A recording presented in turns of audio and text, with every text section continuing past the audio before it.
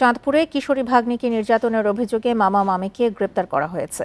নির্যাতন থেকে বাঁচতে বৃহস্পতিবার মামা মামির বাড়ি থেকে পালিয়ে যায় ওই কিশোরী। পরিবারের অভিযোগ, ঢাকায় বড় বোনের কাছ থেকে চাঁদপুরে মামার বাসায় মামাতো ভাই বোনকে দেখাশোনার জন্য গৃহকর্মী হিসেবে কাজ নেয় রোজিনা আক্তার।